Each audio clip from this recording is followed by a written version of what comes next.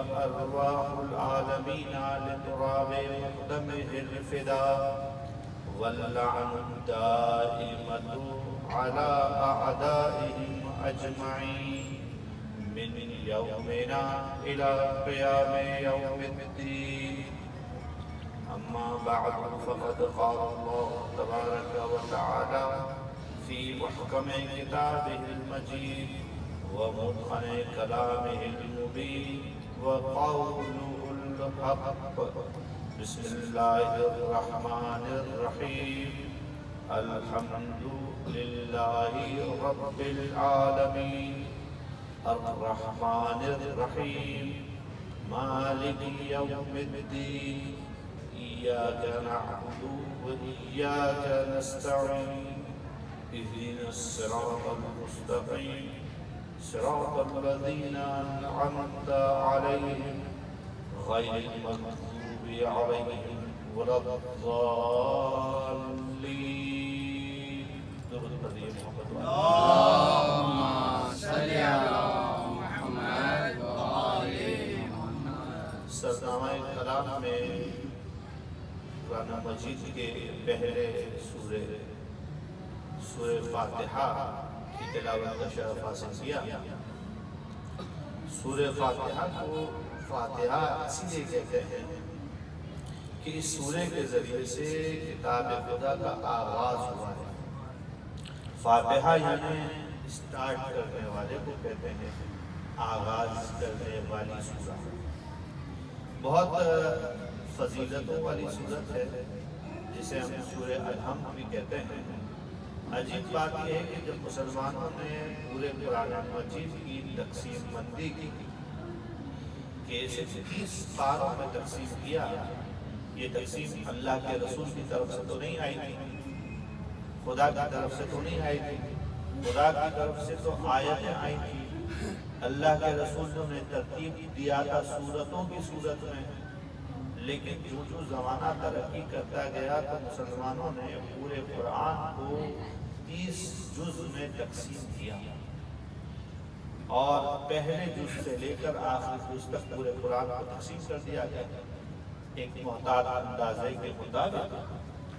لیکن اگر آپ کسی سے پوچھیں کہ قرآن کے کتنے جز ہیں تو وہ کہے گا کہ 30 پارے ہیں، قرآن کے 30 جز ہیں. اب اگر اس سے سوال کریں کہ یہ بتائیے کہ سورہ الحمد کس پارے کا جز ہے تو جواب میں وہ خاموش ہو جائے، کیونکہ جب ترتیب دی گئی تو سورہ الحمد کو پاروں سے باہر رکھا گیا.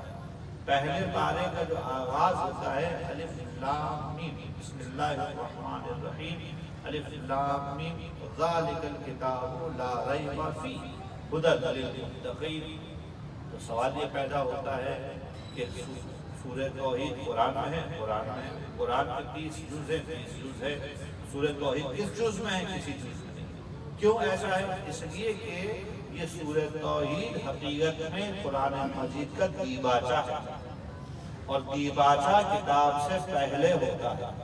اور اس دیباچے کی شان یہ ہے کہ جو کچھ پورے قرآن میں ہے وہ سورہ الحمد میں ہے، سورہ فاتحہ میں، اور جو کچھ سورہ فاتحہ میں ہے وہ اس سورہ کی بسم اللہ میں، اور جو کچھ بسم اللہ میں ہے وہ اس بسم اللہ کی با میں ہے، اور جو کچھ بسم اللہ کی با میں ہے وہ سب کے سب بسم اللہ کے با کے اس نقطے میں ہے. اور میرا علی کہتا ہے کہ انا نقطۃ تحت البا، میں وہ نقطہ ہوں کہ جو با کے نیچے لگا ہوا ہے. اس کا مطلب یہ ہے کہ علی ابن ابی طالب کی ذات وہ ہے کہ جس میں خالق نے پورے قرآن کو سمو دیا. تو اب سمجھ میں آ رہا ہے کہ یہ سورہ فاتحہ، سورہ الحمد، اس کے بہت سے نام ہیں. ایک نام تو خود قرآن نے دیا، بڑے عجیب انداز میں نام دیا اور کہا کہ ہم نے قرآن کو نازل کیا اور ہم نے نازل کیا سبعا من المثانی. سبعا من المثانی اس کا مطلب ہوتا ہے 7 مثانی 2 مرتبہ. نے ایسی سورہ نازل کی جو 7 آیتوں والی ہے اور جو 2 مرتبہ نازل کی گئی ہے. اب اگر آپ جا کے تلاش کریں قرآن مجید میں کون سی ایسی سورہ ہے کہ جس کی آیتیں 7 اور جو 2 مرتبہ نازل ہوئی ہو، تو اس کا مطلب یہ ہے کہ وہ سورہ توحید ہے، سورہ فاتحہ ہے، سورہ الحمد، درود پڑھیے محمد والے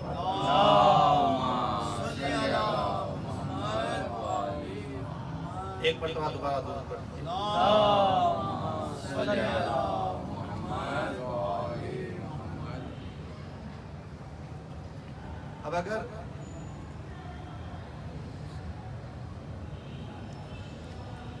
اب اگر یہ سورہ ہمارے سامنے آ چکا ہے اور اس سورے کے اندر ایک مختصر سا خاکہ میں نے پیش کر دیا ہے، یہ بڑی عظمتوں والا سورہ ہے۔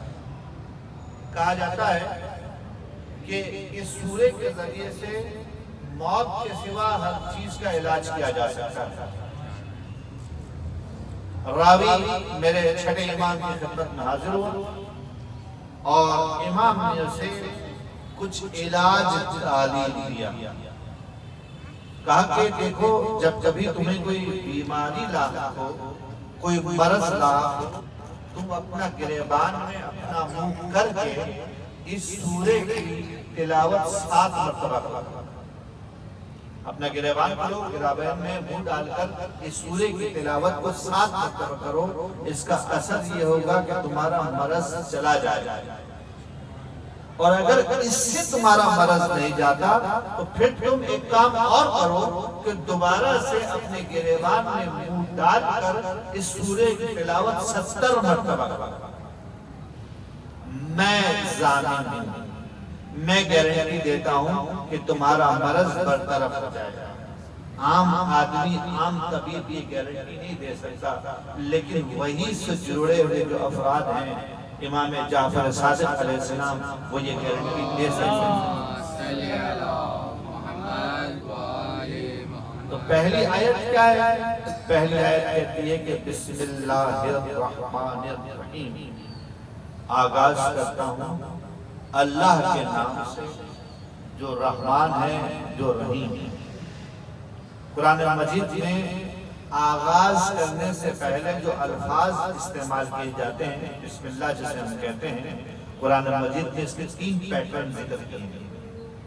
قرآن مجید میں اس کے 3 طریقے ہیں۔ ایک طریقہ یہ آیا ہے کہ جو ہم پڑھتے ہیں ہر سورے کے شروع میں ہیں۔ قرآن مجید کے 114 سوروں میں سے 1 سے 13 سوروں کے شروع میں ہیں، اور ایک سورہ ایسا ہے کہ اس کے بیچ میں بھی ہے، وہ ہے سورہ نمل۔ وہاں پہ سب جگہ پہ ایک ہی لفظ ہے، بسم اللہ الرحمن الرحیم۔ یہ خاص پیٹرن ہے جو ہمیں سکھایا گیا ہے، لیکن بسم اللہ کے اور 2 پیٹرن بھی ہیں۔ ایک پیٹرن جب حضرت ختم مرتبت پر پہلی وحی آئی اور پہلی آیت نازل ہوئی تو حضرت سے ارشاد فرمایا گیا کہ بسم اللہ الرحمن الرحیم، اقرا بسم ربک الذی خلق، پڑھ اپنے رب کے نام سے جس نے تجھے پیدا کیا۔ اب آپ دیکھیے کہ یہاں پر بھی اقرا بسم ربک الذی خلق، اللہ کے نام سے جس نے خلق کیا اس کے نام سے پڑھ۔ یہ ایک پیٹرن ہے۔ ایک اور پیٹرن بھی ہے بسم اللہ کا قرآن مجید میں۔ جب حضرت نوح نے اپنی قوم کو اس سفینے میں، اس کشتی نوح میں سوار کرنا چاہا تو کشتی کے گویا دروازے پر دہانے پہ کھڑے ہو گئے اور آواز دی، ارکبوا فیہا بسم اللہ مجریہا و مرساہا، سوار ہو جاؤ کشتی میں اللہ کے نام سے جو اسے جاری کرنے والا ہے اور جو اسے بہانے والا ہے۔ اب یہ تیسرا پیٹرن ہے، بسم اللہ مجریہا و مرساہا، اقرا بسم ربک الذی خلق، ارکبوا فیہا بسم اللہ مجریہا و مرساہا، اور بسم اللہ الرحمن الرحیم۔ عجیب بات یہ ہے کہ آپ اگر غور کریں تو حضرت نوح اپنی قوم کو سوار ہونے کا حکم دے رہے تھے، تو سواری کے لیے کہا جب سوار ہونا چاہو تو بسم اللہ پڑھ کے سوار ہو جاؤ۔ اللہ کے رسول کو حکمات تلاوت کا، تو جب تلاوت کی بات آئی تو کہا بسم اللہ، اور ہم سے جب حکم ہوا قرائت کا تو ہم سے کہا گیا کہ بسم اللہ الرحمن الرحیم۔ ایک اور بھی جگہ ہے تھوڑا سا انداز پرانا ہے لیکن مقام بدل گیا. حضرت سلیمان اپنی سلطنت کے ساتھ، اپنے جاؤ حشم کے ساتھ، اپنے درباریوں کے ساتھ، اپنے تخت کے ساتھ پرواز کر رہے ہیں. حضرت سلیمان کے پاس بڑی حکومت ہے، جنوں پر حکومت ہے، شیاطین پر حکومت ہے، چرند پر ہے، پرند پر ہے، انسانوں پر ہے، سب حضرت سلیمان کے تابعدار ہیں. ایسے میں حضرت سلیمان نے جب دیکھا، سر اٹھا کے دیکھا تو حضرت سلیمان کو ہدہد غائب ہے. حضرت سلیمان حکومت ہے جلال ہے، اور کہا کہ یہ ہدہد کیوں مجھ سے پوچھے بغیر چلا گیا؟ اب اگر واپس آئے گا اور کوئی اس نے صحیح وجہ نہیں بتائی تو میں اسے سزا دوں. تھوڑی دیر کے بعد ہدہد ٹہلتا ہوا چلا آیا. اب ہدہد ٹہل تو نہیں سکتا ہے، اڑ ہی سکتا ہے، ٹہل تو دو پاؤں والے سکتے ہیں. بہرحال ہدہد پہنچ گیا تو حضرت سلیمان نے پوچھا کہاں تھے؟ ہدہد نے کہا کہ جب میں اوپر سے پرواز کر رہا تھا تو میں نے ایک بستی دیکھی، وہاں پہ بہت ہی زیادہ ترقی یافتہ معاشرہ ہے، متمدن لوگ رہتے ہیں، ایک تہذیب آباد ہے. وہاں کی ملکہ ایک خاتون ہے جس کا نام ہے بلقیس. جس شہر گیا تھا اس کا نام ہے سبا. تو شہر سبا کی ملکہ کنیز ملکہ بلقیس ہے اور بہت اچھا شہر ہے، لیکن وہ اللہ کو نہیں مانتے. تو آپ ان کو تبلیغ کے لیے میں معلومات لے کر آیا ہوں کہ اچھا اچھی ریزن بتایا تو ہدہد کی تو سزا ٹل گئی. اب حضرت سلیمان نے خط لکھا اور وہ خط بھیجا ملکہ سبا کے نام، بلقیس کے نام. بلقیس کے پاس جب خط آیا تو بلقیس نے اپنے درباریوں کو بلایا اور کہا انی القی الیہ کتاب کریم، میرے پاس ایک کریم خط آیا ہے، ایک خوبصورت سا نامہ آیا ہے. انہو من سلیمان، یہ خط مجھے سلیمان نے دیکھا بھیجا ہے. اور خط میں کیا لکھا ہے؟ خط میں لکھا ہے انہو بسم اللہ الرحمن الرحیم ائتونی مسلمین.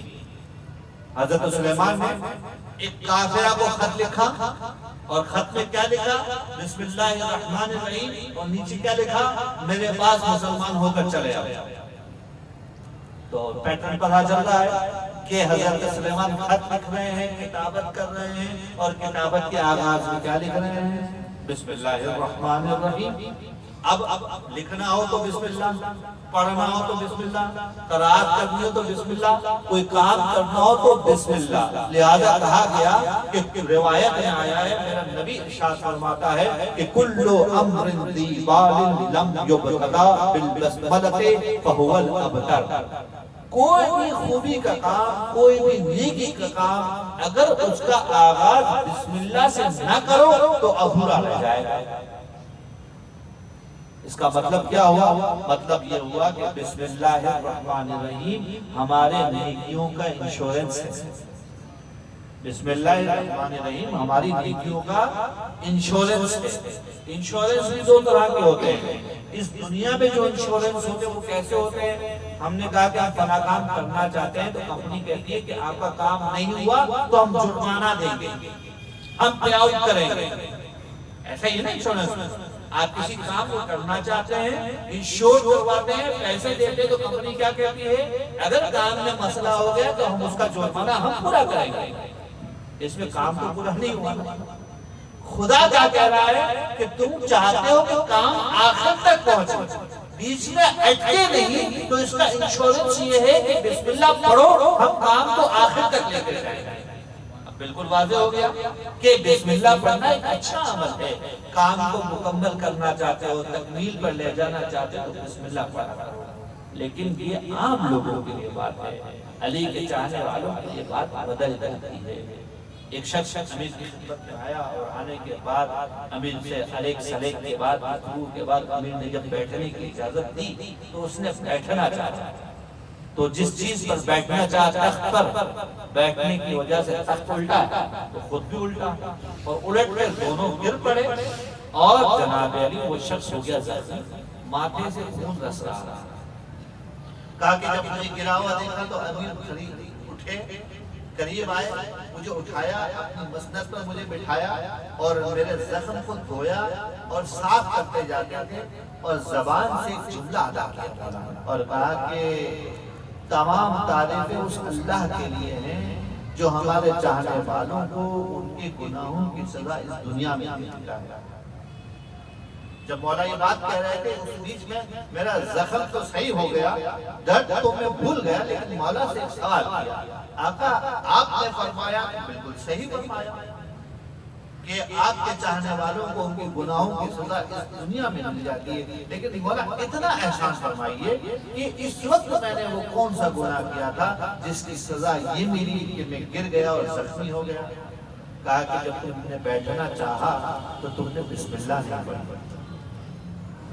تو علی کے چاہنے والوں کے لیے بسم اللہ پڑھنا بہتر نہیں ہے، لازم ہے۔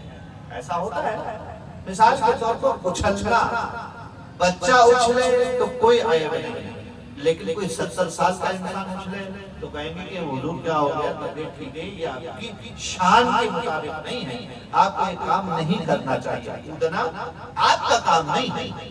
تو کام انسانوں کے اعتبار سے بدل جاتے ہیں۔ ہمارے لیے بہتر ہے کہ نماز شب پڑھیں، لیکن ائمہ اہل بیت نماز شب کو لازم جاتے ہیں۔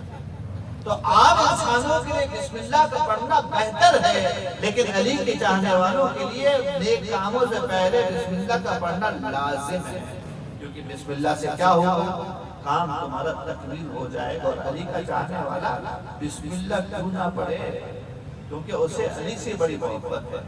ہر کام میں علی کو جب لے کر آتا ہے تو بسم اللہ پڑھتے ہی وہ روایت آ جاتی ہے کہ جو کچھ پورے قرآن میں ہے وہ الحمد میں ہے، جو الحمد میں ہے وہ بسم اللہ میں ہے، اور جو بسم اللہ میں ہے وہ بسم اللہ کی با میں ہے، اور جو بسم اللہ کی با میں ہے وہ بسم اللہ کی با کے نقطے میں ہے، وہ میں علی ابن ابی طالب با کا نقطہ ہوں۔ تو محبت کا تقاضا یہ ہے کہ زبان پر جس طرح سے علی علی رہتا ہے اس طرح سے بسم اللہ بھی رہے، کیونکہ محبتیں تو ایک سی ہوتی ہیں۔ عشق جو ہوتا ہے وہ اپنے محبوب کے نام کو خواہش ہی کرتا ہے کہ زبان پر بار بار الگ الگ انداز میں لایا جائے، تو بسم اللہ کہتے ہی علی کا نام بھی آ جاتا ہے۔ تو واضح ہے کہ ارشاد فرمایا کہ بسم اللہ الرحمن الرحیم، شروع کرتا ہوں اللہ کے نام سے جو رحمان ہے جو رحیم ہے۔ بھئی خدا رحمان، خدا رحیم، وہ رحمان ہے اس وجہ سے ہمیں نعمتیں دیتا ہے، وہ رحیم ہے اس وجہ سے ہمیں نعمتیں دیتا ہے۔ یعنی کیا مطلب، رحم کسے کہتے ہیں؟ رحم یہ کہتے ہیں کہ کسی کمزور پر آپ کا دل جلے اور تم اس کمزور کی مدد کر دو، تو یہ مدد کی ہے تمہارے اندر سے رحم کر دی، ایسا ہی نہیں۔ پروردگار عالم انسان جو ہے خلق الانسان ضعیفا، انسان بہت کمزور خلق کیا گیا ہے۔ پروردگار عالم نے انسان کی کمزوریوں کو دیکھا تو انسان کے لیے بہت ساری نعمتیں دینا شروع کی۔ کائنات کے اندر بہترین قرۂ ارض کا انتخاب کیا، جہاں انسان کو بسایا۔ انسان کے لیے ہوائیں فراہم کی، بارش فراہم کیا، سورج فراہم کیا، زمین فراہم کی، دریا، کھیتیاں، اناج، ہر چیز پروردگار عالم کی نعمتیں ہیں۔ یہ جو نعمتیں دی ہیں پروردگار عالم نے، کیا اس میں بھید بھاؤ کیا ہے کہ ان کو دی ہے انہیں نہیں دی ہے؟ سب کو دی ہے، صحیح ہے۔ بغیر کسی بھید بھاؤ کے پروردگار عالم نے کچھ نعمتیں سب انسانوں کو دی ہیں، لیکن کچھ نعمتوں کے بارے میں کہتا ہے کہ اس کی شرائط ہے، جیسے کہ کہتا ہے کہ شکرتم لأزیدنکم، اگر تم نے شکر کیا تو میں تمہیں مزید دوں گا، اگر تم نے شکر کیا تو میں تمہیں مزید دوں گا۔ تو شکر کب کریں گے؟ پہلے کچھ نعمتیں ملی ہیں آپ کو نعمتوں کا شکر کیا تو پروردگار عالم نے دوسری نعمتیں دی۔ یہ دوسری نعمتیں کس کو ملی؟ ہر ایک کو نہیں ملی، شاکرین کو ملی جس نے شکر کیا۔ اب یہ سمجھ میں آ گیا تو پروردگار عالم چونکہ بغیر کسی کرائے کے دیا کہ دیتا ہے اس لیے ہے رحمان، اور چونکہ کسی معیار کے مطابق دیتا ہے اس لیے رحیم۔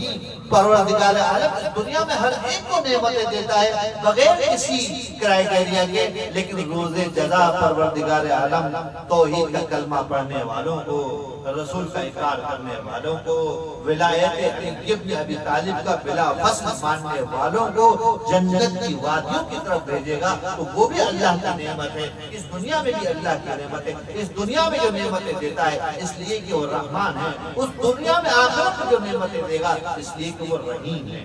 بسم اللہ الرحمن الرحیم، پروردگار عالم سب کو عطا کرتا ہے۔ پھر ارشاد فرمایا الحمدللہ رب العالمین، تمام تعریفیں اللہ رب العالمین کے لیے ہیں۔ تمام تعریفیں اللہ رب العالمین کے لیے کیا مطلب ہے؟ ہم اپنی زندگی میں ہر روز صبح سے شام تک کا آج آپ حساب کر لیجیے تو آپ نے کس کس کی تعریف کی؟ کبھی آپ نے ہوٹل والے کی چائے کی تعریف کی، کبھی آپ نے گھر کے اندر کھانا جو بنا تھا اس کی تعریف کی، کبھی کسی بچے کے کمال کی تعریف کی، کبھی کسی نواخوان کی آواز کی تعریف کی، کبھی کسی مجلس پڑھنے والے کے انداز بیان کی تعریف کی۔ یہ ساری تعریفیں صبح سے شام تک ہم نے کی ہے کہ ہم نے خدا کی تعریف کی ہے؟ ہم نے تو خدا کی نہیں کی، ہم نے تو جب بھی تعریف کی ہے غیر خدا کی ہے۔ اور خدا کہہ رہا ہے الحمدللہ رب العالمین، تمام تعریفیں اللہ کے لیے۔ ہمارا عمل کیا کہتا ہے؟ کوئی تعریف اللہ کے لیے نہیں، ایسا ہی ہے۔ اور پروردگار عالم کی کتاب کیا کہتی ہے؟ تمام تعریفیں خدا کے لیے۔ یہ ہے تضاد، اس کو سمجھنا پڑے گا۔ پروردگار عالم ایسا کیوں کہہ رہا ہے کہ تمام تعریفیں اللہ کے لیے؟ یہ بالکل آسان سی بات ہے، سادہ سی بات ہے۔ ایک اگر معلم ہے، استاد ہے میتھمیٹکس کا، ریاضی کا، اپنے بچوں کو پڑھاتا ہے اور پڑھانے کے بعد کلاس کے سارے بچوں کے نمبر جو ہے وہ 90% سے زیادہ آتے ہیں، تو اب جب کلاس کے بچوں کو انعام دیا جاتا ہے، گفٹ دیا جاتا ہے، تو بچے تو خوش ہوتے ہی نہیں، لیکن استاد خوش ہو رہا ہے۔ بھئی آپ بھی خوش ہو رہے ہیں، یہ کمال آپ کا تو نہیں ہے، بچوں کا ہے۔ بچوں کے نمبر آئے کا پروڈکٹ تو میری ہے، سکھایا تو میرے ہے، میں نہیں سکھاتا تو انہیں آتا۔ ان کی تم تعریف کرو گے لیکن حقیقت میں تمہیں پتا بھی نہ ہو وہ تعریف میری ہے۔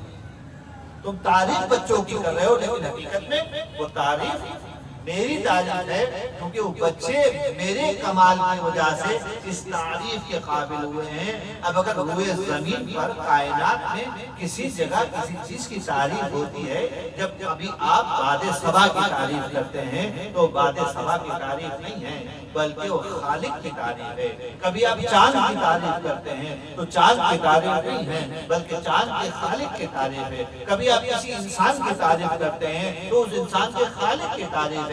کبھی آپ کسی نواخوان کی آواز کی تعریف کرتے ہیں تو حقیقت میں اس نواخوان کے خالق کی تعریف ہے۔ لہذا دنیا میں جتنی تعریفیں ہو رہی ہیں، ہونے کو تو دنیا کے مادی چیزوں میں سے کسی کی ہوتی ہے، لیکن حقیقت میں وہ تعریف اس کے کریٹر کی ہے، اس کے خالق کی ہے جو اللہ رب العالمین ہے۔ لہذا پروردگار عالم نے کہہ دیا الحمدللہ رب العالمین، تمام تعریفیں اللہ کے لیے ہیں جو عالمین کا پروردگار ہے۔ الرحمن الرحیم، وہ رحمان بھی ہے وہ رحیم بھی ہے۔ مالک یوم الدین، وہ روز جزا کا مالک ہے۔ مالک یوم الدین، روز جزا کا مالک ہے۔ کیا مطلب ہے؟ آپ اپنے گھر کے مالک ہیں، آپ گھر پہ مالک ہیں، اس کا مطلب کیا ہے؟ آپ اپنے گھر میں آپ کی مرضی ہے، کسے چاہیں جانے دیں، جسے چاہیں نکال دیں، جس کو چاہیں عزت دیں، جس کو چاہیں ذلیل کر دیں۔ یعنی کہ آپ گھر میں نہیں جانے دیں گے تو اس کی رسوائی ہوگی، اور گھر میں آنے دیں گے تو اس کی عزت افزائی ہوگی، کیونکہ آپ گھر کے مالک ہیں۔ تو پروردگار عالم کہہ رہا ہے کہ میں روز جزا کا مالک ہوں، اور روز جزا میرے ہاتھ میں اختیار ہے، میں جسے چاہے عزت دوں، جسے چاہے ذلت دوں۔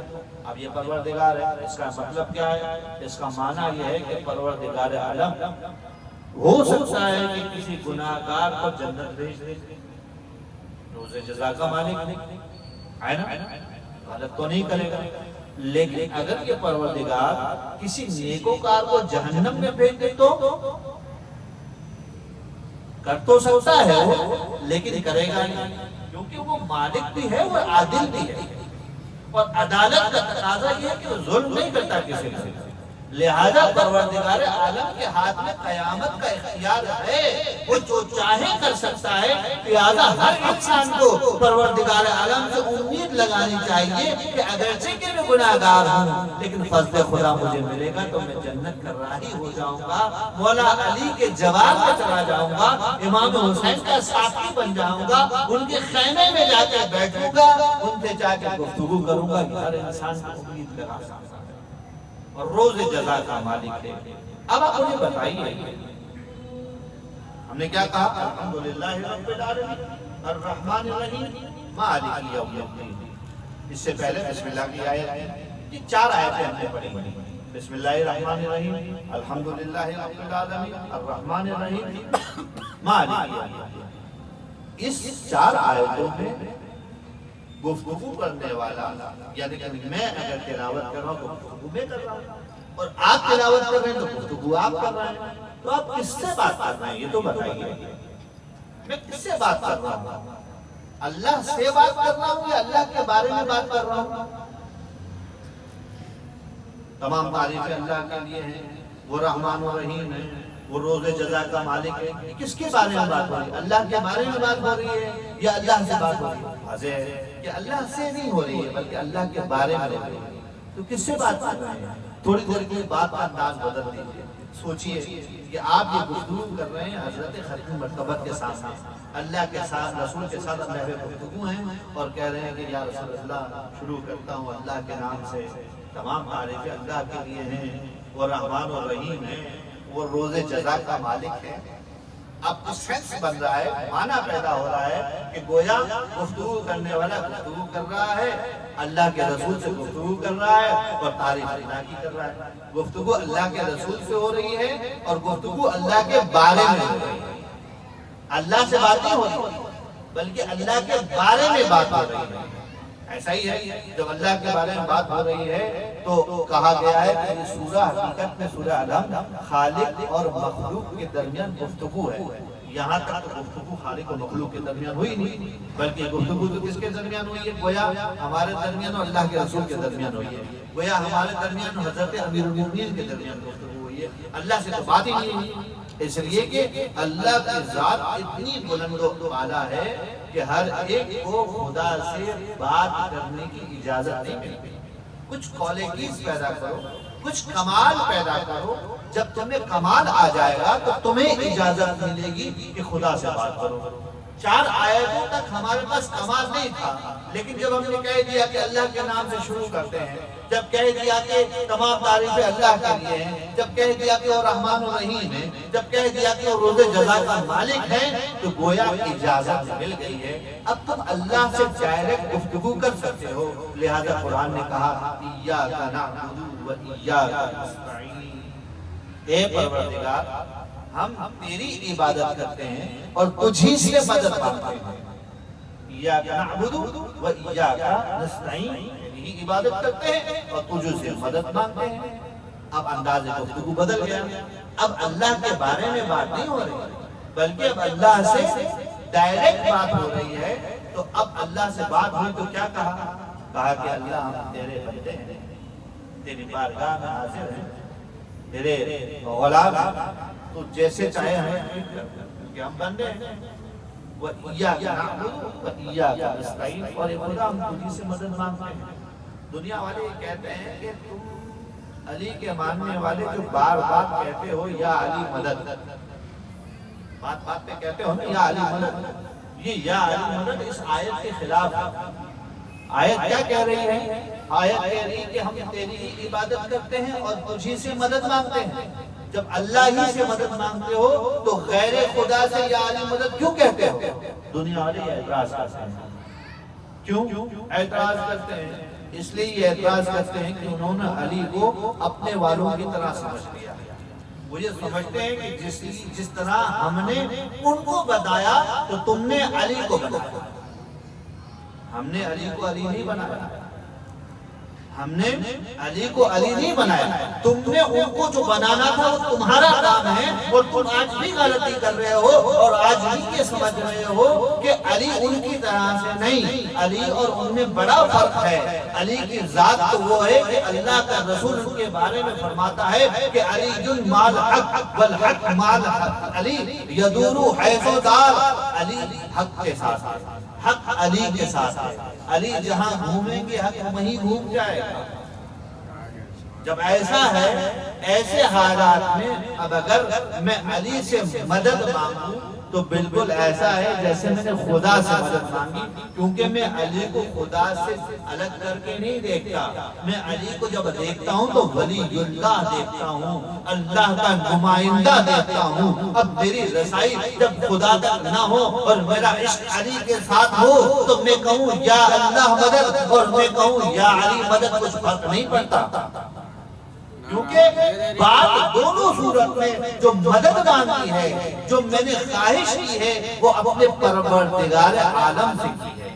لہذا جب کبھی یہ کہا جائے کہ اے اللہ ہم تیری ہی عبادت کرتے ہیں اور تجھی سے مدد مانگتے ہیں، اس کا مطلب یہ نہیں ہے کہ علی سے مدد مانگنا غلط ہے، بلکہ علی سے مدد مانگنا عین توحید ہے، بلکہ علی سے مدد مانگنا تو رسالت کا تقاضا بھی ہے، کیونکہ اللہ کے رسول بھی علی کو بلایا کرتے تھے مشکل حالات میں، بلکہ علی کو ماننا تو، علی سے مدد مانگنا تو ولایت کا تقاضا بھی ہے۔ اب اگر جب کبھی کوئی علی سے مدد مانگے، اس کا مطلب یہ ہے کہ وہ علی کو اس لیے مدد مانگ رہا ہے کہ علی رسول کا وصی ہے، اس لیے مدد مانگ رہا ہے کہ علی اللہ کا نمائندہ ہے، اللہ کا ولی ہے۔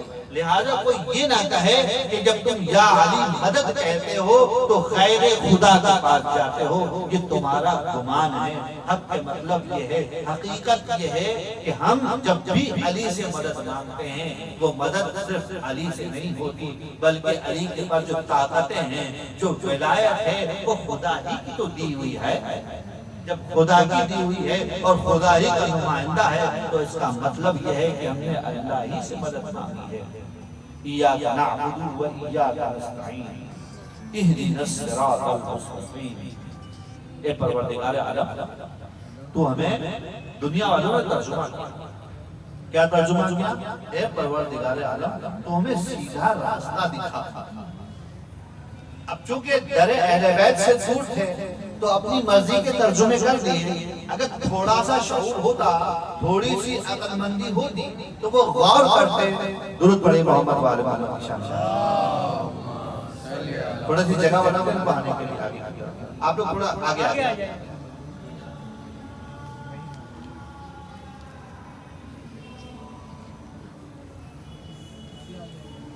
ایک مرتبہ دوبارہ درود پڑھیں۔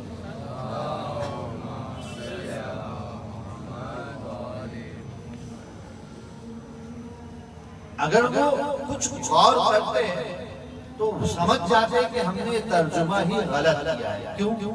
دیکھیے بھائی، جو آدمی اس آیت تک پہنچا ہے اور پروردگار عالم سے مانگ رہا ہے، اور کیا مانگ رہا ہے؟ اہدنا الصراط المستقیم، تو یہ وہ آدمی ہے جس نے سب سے پہلے یہ کہا کہ تمام تعریف اللہ کے لیے، جس نے یہ کہا اللہ رحمان و رحیم ہے، جس نے یہ کہا کہ وہ روز جزا کا مالک ہے، جس نے یہ کہا کہ ہم تیری ہی عبادت کرتے ہیں، جس نے یہ کہا تجھی سے مدد مانگتے ہیں۔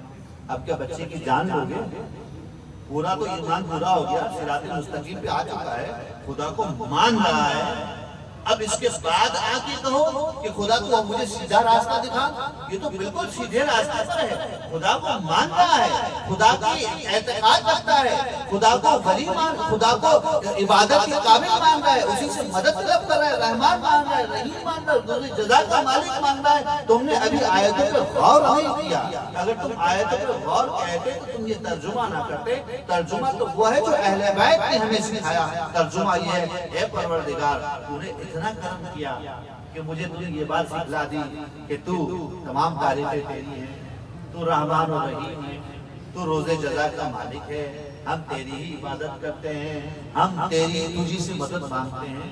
جب تم نے مجھے یہاں تک پہنچا دیا ہے تو پروردگار مجھے سیدھے راستے پر رکھنا۔ مجھے سیدھے راستے پر رکھنا، یعنی اہدنا الصراط المستقیم، اے پروردگار عالم تو ہمیں سیدھے راستے پر رکھ۔ سیدھے راستے پر رکھنے کا مطلب یہ ہے کہ جو آدمی سیدھے راستے پر ہے وہ دعا کر رہا ہے کہ خدا مجھے گمراہی سے بچا لینا، اور جو آدمی یہ کہے کہ مجھے سیدھے راستے پر لے جا، اس کا مطلب یہ ہے کہ بھی سیدھے راستے پر نہیں ہے، سیدھے راستے سے دور ہے اور سیدھے راستے پہ جانا چاہتا ہے۔ اہدنا الصراط المستقیم، اے خدا تو ہمیں صراط مستقیم پر رکھنا۔ صراط مستقیم کیا ہے؟ صراط الذین انعمت علیہم، ان لوگوں کا راستہ جن پر تو نے نعمتیں نازل کی۔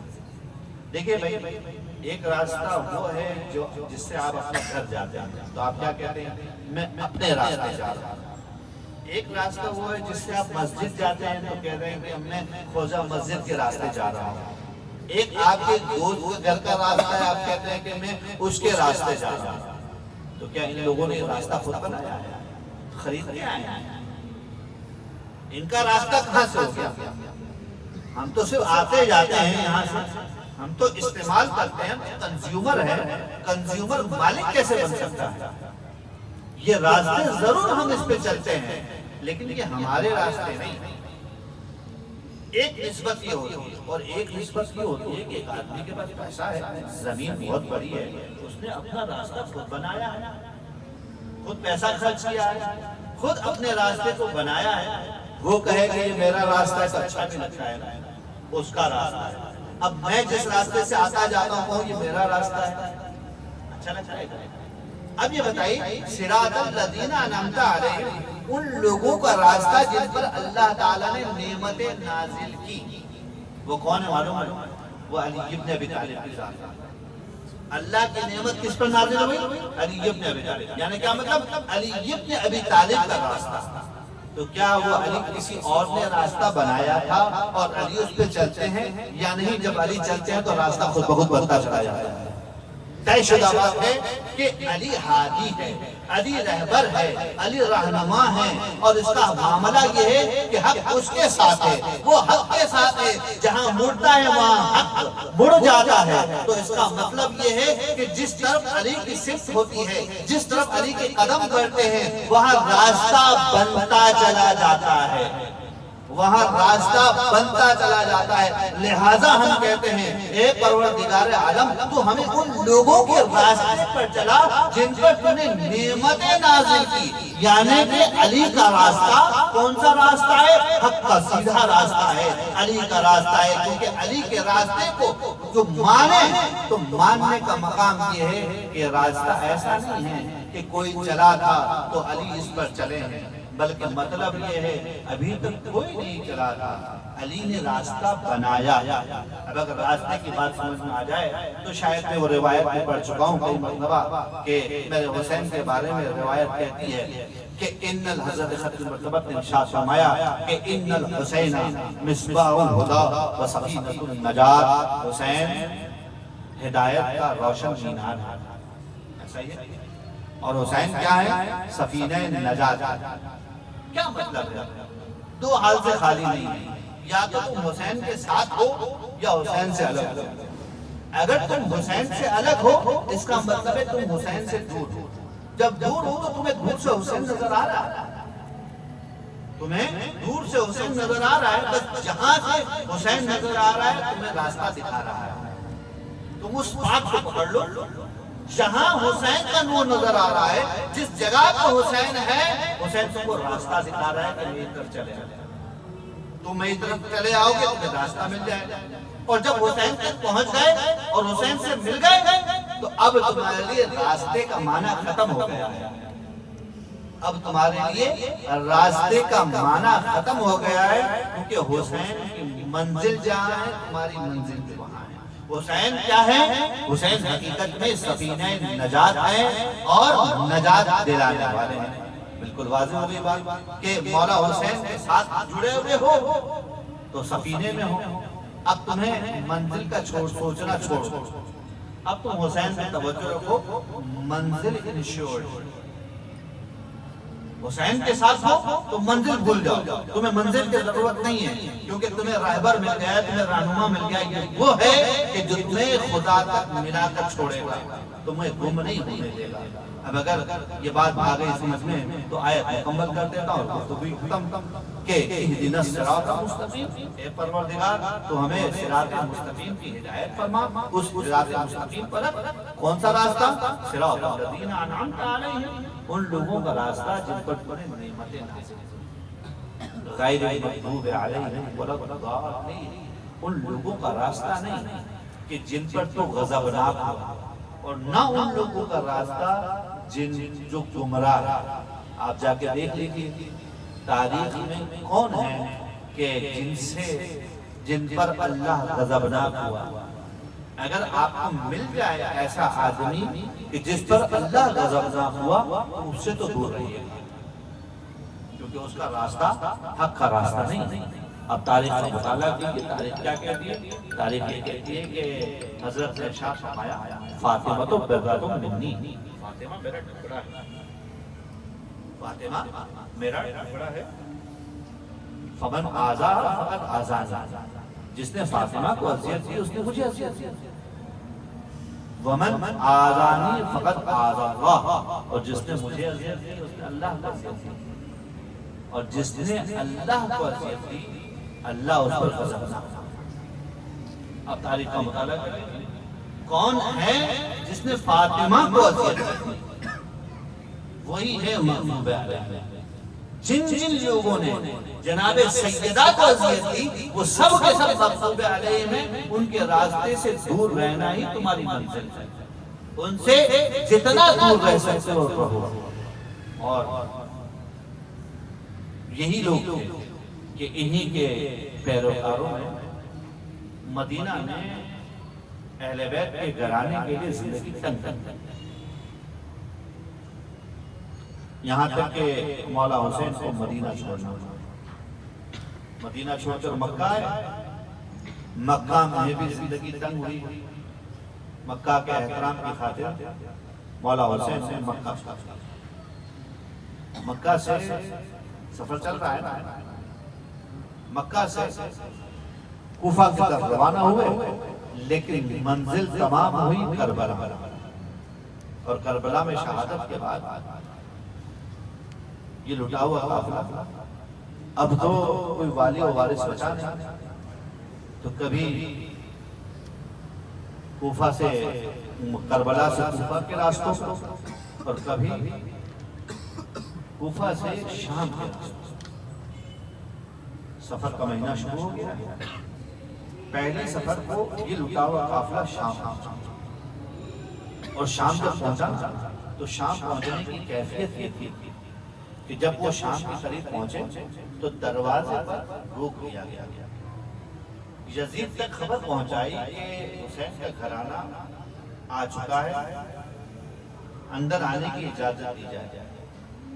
3 دن تک شام کو سجایا گیا اور ایسا سجایا گیا کہ شہر شام میں پردے لٹکائے گئے، شیشے آویزاں کیے گئے، گلیوں کی صفائی کی گئی۔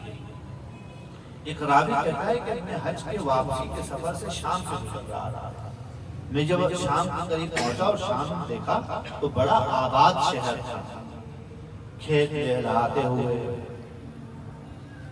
صاف ستھرا ہے، پرچم آویزاں ہیں، شیشہ آویزاں ہیں، پردے آویزاں ہیں، لوگوں نے نئے لباس پہنے ہوئے ہیں، پورے شام کے شہر میں خوشی کی لہر دوڑی ہوئی۔ مجھے بڑا تعجب ہوا، میں شاید سمجھا کہ شام والوں کی کوئی عید ہے جس کی مجھے خبر ہے۔ میں نے ایک راہگیر کو روکا اور پوچھا کہ کیا بات ہے، کیا شام والوں کی کوئی عید ہے؟ کہا کہ نہیں، شاید تم شہر میں نئے ہو تمہیں خبر نہیں ہے۔ کہا کیا بات ہے؟ کہا کہ نواسۂ رسول حسین ابن علی کا خانوادہ اسیر کر کے شام میں لایا جا رہا ہے، یہ ان کے لانے کی وجہ سے خوشیاں منائی جا رہی ہیں۔ جب میں نے سنا کہ خاندان رسول کو یہاں لایا گیا ہے، میں دوڑتا ہوا گیا شام کے دروازے پر، اور جب میں وہاں پہ پہنچا جس کو باب الساعات کہتے ہیں، معلوم ہے بابو سعد کا مطلب کیا ہے؟ گھنٹوں کا دروازہ. اس لیے کہا جاتا ہے اس دروازے کو بابو سعد کہ اہل بیت کو گھنٹوں وہاں کھڑا رکھا گیا اور اجازت نہ ملی اندر داخل ہونے کی. جب میں دوڑتا ہوا گیا تو میں نے دیکھا کہ بیویاں اس طریقے سے شام میں لائی جا رہی تھی کہ ہر بیوی کے قریب میں ایک نیزہ بردار تھا اور اس کے نیزے پر مولا حسین کا اور دوسرے شہداء کے سر آویزان. اور جانتے ہیں جب یہ قافلہ باہر کھڑا ہوا تھا ایک مرتبہ جناب ام کلثوم نے شمر کو بلا کر ایک درخواست کی. خدا یہ وقت نہ کسی کو دکھلائے کہ کسی کو اپنے بھائی کے قاتل سے درخواست کرنی پڑے، لیکن جناب ام کلثوم نے درخواست کی شمر سے کہ شمر تو اگر ہمیں شام میں لے کر جانا چاہتا ہے تو ایسے دروازے سے لے کر جا جہاں لوگوں کی آمد و رفت نہ ہو، اور یہ جو نیزہ بردار ہیں ان سے کہہ دیں کہ دور آگے آگے چلے، ہم سے دور رہیں تاکہ لوگوں کی نگاہیں ان پر پڑے، ہمارے سروں پر نہ پڑے. لیکن ہائے نبی کی نوازی، اس کی یہ خواہش پوری نہ ہوئی. اب جو اندر داخل ہوئے تو حالت یہ تھی عزیزوں کہ راوی کہتا ہے کہ تم نے دیکھا دوڑتا ہوا قریب گیا، ایک بچی کو میں نے تعارف کروایا اور کہا کہ میں آپ کے نانا کا صحابی ہوں، اگر مجھ سے کوئی خدمت ہو سکتی تو حکم فرمائیے. بچی نے کہا نانا کے صحابی اگر کچھ کرنا چاہتے ہو تو ایک چھوٹا سا کام یہ کر دیجئے. کہا کیا چاہتے ہیں؟ یہ جو نیزہ بردار ہے نا، اس نیزہ بردار سے کہہ دیجئے کہ میرے بابا کے سر کو تھوڑا دور لے کر جائے، کیونکہ جب بھی کوئی اس کی نگاہ کرتا ہے تو مجھے بازوں پر بھی اس کی نگاہ پڑتی ہے. ارے عزیز کی عالم یہ تھی کہ بیویوں کو شام میں گھمایا جا رہا تھا. ارے بچے تھے، 20 بیویاں تھی، 13 بچے تھے، سید سجاد تھے، اس عزیزی کی عالم میں گزارتے جاتے تھے. ارے شام والے صدقے کی کھجوریں پھینکتے تھے اور بیویاں بچوں کو روک دی جاتی تھی مت کھاؤ مت کھاؤ. اسی اثنا میں ایک کنیز اپنے ہاتھ میں کچھ کھانا لے کر کچھ غذا لے کر آئی اور بچوں کو پیش کیا تو بچوں نے کہا کہ نہیں ہم یہ کھانا نہیں کھاتے، صدقہ ہم پر حرام ہے. وہ کنیز اپنی مالکت کے پاس گئی اور کہنے لگی کہ بی بی یہ بھوکے بڑے عجیب بھوکے ہیں، بھوکے تو ہیں، پیاسے تو ہیں، بلک تو رہے ہیں، لیکن کھانا دیتی ہو تو کھانا نہیں کھاتے اور کہتے ہیں کہ صدقہ ہم پر حرام ہے. ارے ایک مرتبہ شیرین نے جملہ سنا، سر پہ چادر رکھی، ننگے پیر اتر کر نیچے آئی اور پوچھا تم کون سے عزیز ہو، تم کہاں کے رہنے والے ہو؟ کہاں مدینہ کے رہنے والے ہیں. کہا مدینہ کے کس محلے سے آئے ہو؟ کہا مدینہ کے محلے بنی ہاشم سے آئے ہیں. کہا بنی ہاشم کے کس محلے سے آئے ہو؟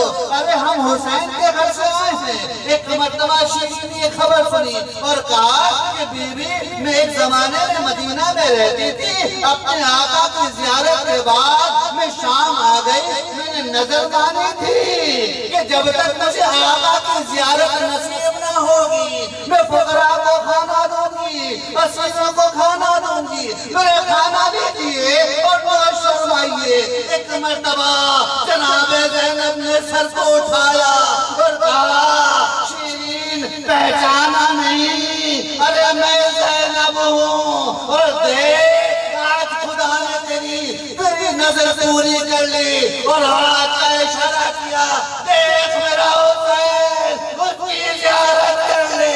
اب جو شیرین نے سر اٹھایا لوگے نیزہ پر آقا حسین ہے اور آیتوں کی تلاوت کر رہے تھے.